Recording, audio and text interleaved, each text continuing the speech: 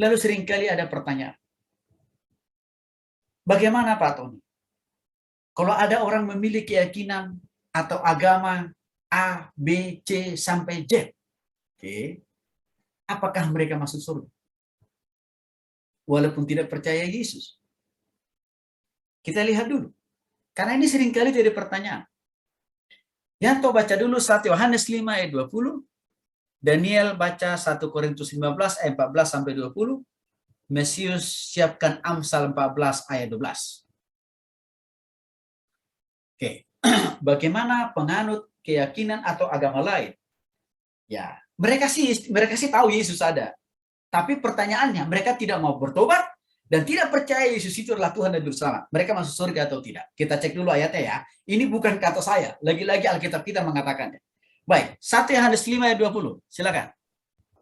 1 Yohanes 5 ayat 20. Akan tetapi kita tahu bahwa anak Allah telah datang dan telah mengaruniakan pengertian kepada kita, supaya kita mengenal yang benar dan tidak di dalam yang benar, dan kita ada di dalam yang benar, di dalam anaknya Yesus Kristus. Dia adalah Allah yang benar dan hidup yang kekal. Baik, perhatikan. Yesus itu adalah Allah yang benar dan hidup yang kekal. Perhatiin tuh. Yesus itu adalah Allah yang benar dan dia adalah hidup yang kekal. Apa artinya? Kalau misalkan agama lain itu, kepercayaan lain itu, termasuk juga ya agama Protestan atau Katolik ya, hanya menempatkan, hanya mempercayai Yesus itu hanya sebagai nabi. Hanya sebagai nabi loh ya. Yesus itu dalam pikiran mereka, dalam keyakinan mereka. Mereka tidak akan pernah masuk surga. Mengapa? Karena kalau mereka percayai, kalau mereka yakini Yesus itu nabi, berarti mereka merendahkan derajat, wibawa, dan kuasa Yesus. Yang notabene sama saja seperti Nabi Adam, Nabi Musa, Yosua, Yesaya, Yeremia. Maka orang itu tidak masuk surga. Kalau hanya sebatas di situ keyakinannya. Dan itu sangat bertentangan dengan ayat-ayat yang sudah kita kupas tuntas. Yang sudah kita bahas di dalam ayat-ayat di awal tadi. Yang mana ayat-ayat tadi sudah jelas dan Lukas mengatakan, Yesus itu bukan nabi. Yesus itu bukan manusia. Biasa. Yesus itu Tuhan. Yesus itu Allah. Jadi saudara, kalau mereka agama-agama lain, keyakinan-keyakinan lain, kepercayaan-kepercayaan lain, termasuk kita, ya, agama Protestan dan Katolik, hanya mempercayai Yesus sebagai nabi, kita tidak akan masuk surga. Kita tidak akan pernah mendapatkan pengampunan dosa. Kecuali kalau kita memahami dan meyakini semua ayat-ayat yang sudah kita bahas tadi, bahwa Yesus itu adalah Tuhan, Yesus itu adalah Juru Selamat, Yesus itu adalah Allah yang benar, Yesus itu adalah satu-satunya untuk memberikan pengampunan dosa dan jalan orang masuk surga. Kalau dia percaya dan bertobat kepada Yesus sebagai Tuhan, maka dia masuk surga. Itu jawaban yang pertama. Jadi saya katakan tadi, sayang-sayangnya kalau orang hanya menganggap Yesus itu nabi. Karena itu tidak berfaedah, tidak bermakna, tidak berguna untuk berikan pengampunan dosa dan hidup kekal bagi kita. Karena orang itu tak masuk neraka kok.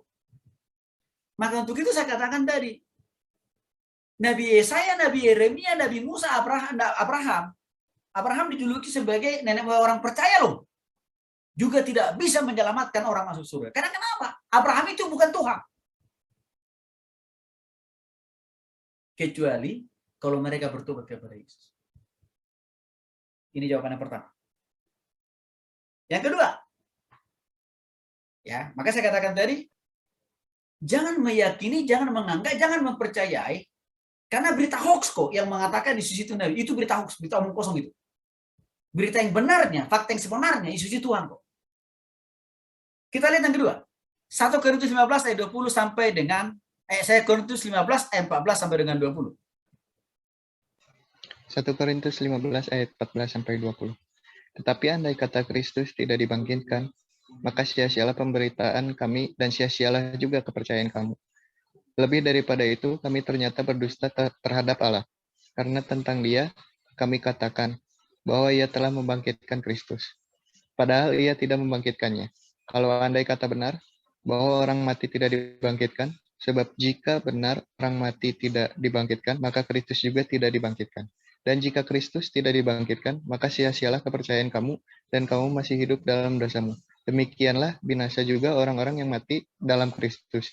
Jikalau kita hanya dalam hidup ini saja menaruh pengharapan kepada Kristus, maka kita adalah orang-orang yang paling malang dari segala manusia. Tetapi yang benar ialah bahwa Kristus telah dibangkitkan dari antara orang mati sebagai yang sulung dari orang-orang yang telah meninggal. Baik, yang kedua, kematian dan kebangkitan Kristus membuktikan hanya Dia jalan satu-satunya masuk surga. Ayat-ayat ini sudah banyak kita kupas tadi di awal tadi, saudara. Saksi-saksi hidupnya, saksi-saksi matanya sudah kita pretelin. Sudah kita lihat siapa namanya, berapa jumlahnya, kan gitu ya. Artinya apa? Dari kesaksian orang-orang tadi, jelas membuktikan bahwa Yesus itu benar-benar bangkit. Artinya, kalau orang itu mau mendapatkan pengampunan dosa dan hidup yang kekal di surga, dia harus percaya total 100% kepada kesaksian-kesaksian orang tadi. Baik kesaksian para murid, Maria Magdalena, perempuan-perempuan lain, bahkan 500 orang. Dan masih banyak lagi yang lain. Kalau orang itu sungguh-sungguh percaya dan bertobat bahwa Yesus yang telah mati telah benar-benar bangkit, maka apapun agama, apapun keyakinan, apapun denominasi dan gereja orang itu, pasti masuk surga. Tapi, kalau dia tidak percaya apa yang disaksikan oleh murid Maria Magdalena, perempuan-perempuan lain, 500 orang-orang percaya yang lain tadi, dia tidak percaya itu. Artinya apa? Orang itu lebih percaya kepada berita hoax yang banyak mengatakan Yesus tidak pernah mati, Yesus tidak pernah bangkit. Maka orang itu masuk neraka, tidak masuk surga. Walaupun mungkin agamanya Kristen. Yang ketiga, kalau dia hanya sekedar tahu loh ya, paham, mengerti, dengan membaca Alkitab gitu ya, bahwa memang Yesus itu benar-benar lahir, mati, dan bangkit. Tapi nggak mau bertobat juga. Nggak mau terima Yesus secara pribadi dalam hatinya. Apapun agamanya, apapun keyakinannya, apapun posisinya secara di dalam pelayanan gereja, tidak akan masuk surga. Karena apa? Karena dia tidak sungguh-sungguh bertobat, kan? Yudas, contoh konkret. Yudas itu tidak masuk surga. Walaupun dia salah satu murid lingkaran satu Yesus, kan? Mengapa? Karena Yudas itu mengkhianati Yesus. Yang kedua, karena Yudas itu tidak mau kembali kepada Tuhan. Artinya apa? Dia tidak mau bertobat, kan? Tapi dia justru memilih jalan bunuh diri, kan? Yudas saja masuk neraka kok. Apalagi kalau hanya sekedar menjadi penganut agama A, B, C, sampai X dan Z. Apalagi kalau hanya sekedar tahu, tapi tidak mau bertobat kepada Yesus. Maka untuk itulah selalu saya katakan, jangan cukup berbangga dan jangan cukup berpuas diri hanya dengan penganut agama Protestan atau Katolik. Tapi harus sungguh-sungguh bertobat dan percaya Yesus itu adalah Tuhan dan Juru Selamat untuk mengampuni dosa. Karena ini akan menjadi persyaratannya untuk kita masuk surga. Amsal pasal 14 ayat yang ke-12. Silakan dibaca. Amsal 14 ayat 12. Ada jalan yang disangka orang lurus, tapi ujungnya menuju maut. Hati-hati. Seringkali ada orang berpikir, kalau jumlah pengikutnya banyak, mayoritas, pasti jalannya lebih lempeng. Pasti jalannya, pasti masuk surga. Siapa bilang?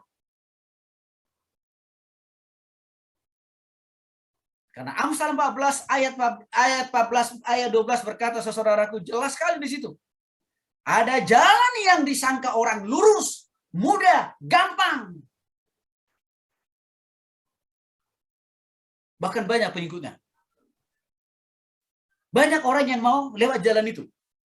Karena kenapa? Terpengaruh oleh jumlah banyaknya orang kan gitu. Karena kenapa? Mayoritas. Belum tentu jalannya pasti masuk surga. Tetapi ujungnya menuju maut. Saudara tahu artinya apa?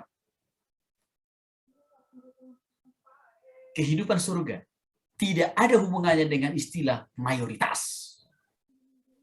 Paham ya? Hidup di surga itu tidak ada urusannya dengan istilah mayoritas. Tidak ada sangkut pautnya dengan jumlah yang banyak. Tidak ada hubungannya dengan mayoritas, nggak ada. Bahkan, karena jalan menuju surga itu kan cuma satu ya. Lewat Yesus kan? Artinya apa? Satu jalan kan itu. Berarti sempit kan? Saking sempitnya, berarti sulit kan? Karena kenapa? Akan ada orang yang berbondong-bondong lewat datang Yesus kepada Yesus. Tapi susah dan sulit gitu. Karena jalannya cuma satu. Tetapi mereka yang tetap setia sampai akhir, mereka pasti masuk surga. Maka saya mau katakan kepada saudara, nggak usah bersedih hati kalau engkau minoritas di Republik ini. Nggak usah bersedih hati. Nggak usah menangisinya. Nggak usah menyesalinya. Dan nggak usah juga baper. Walaupun saudara minoritas. Yang terpenting, engkau sungguh-sungguh bertobat kepada Yesus. Maka artinya apa? Engkau mayoritas. Apa gunanya engkau mayoritas di dalam konteks kehidupan di dunia ini, di negara ini, tapi masuk neraka?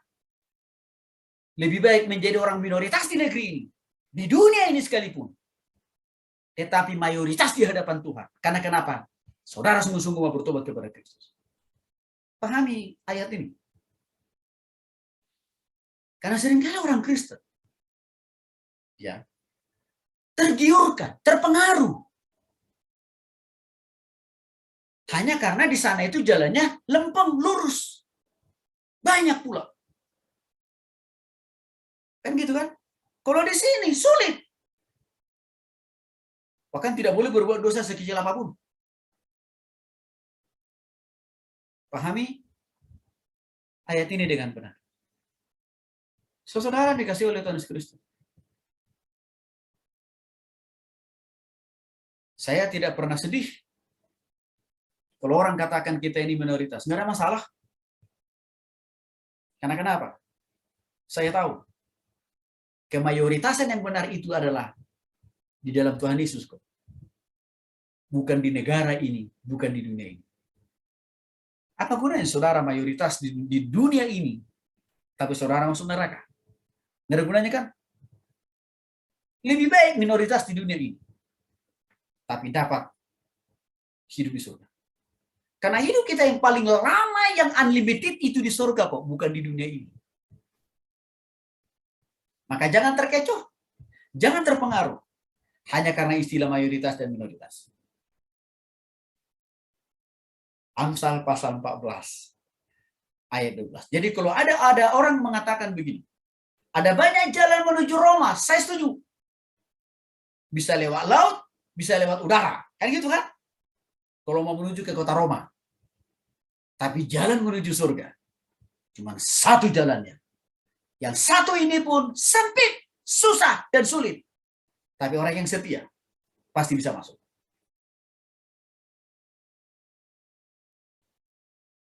Ini jawaban saya tentang pertanyaan yang mengatakan, bagaimana penganut agama yang lain, termasuk juga agama Protestan dan Katolik ya. Ini jawabannya. Dan jawaban ini lahir dari Alkitab kan.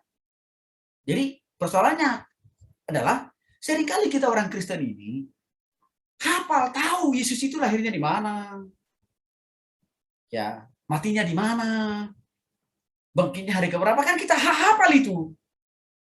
Tapi belum tentu sudah sungguh-sungguh bertobat. Maka saya katakan tadi, bukan hanya hafalnya, bukan hanya taunya, tapi harus sungguh-sungguh bertobat. Berhenti berbuat dosa dan percaya Yesus itu adalah Tuhan. Baru oke, saudara masuk surga. Ini perlu dipahami.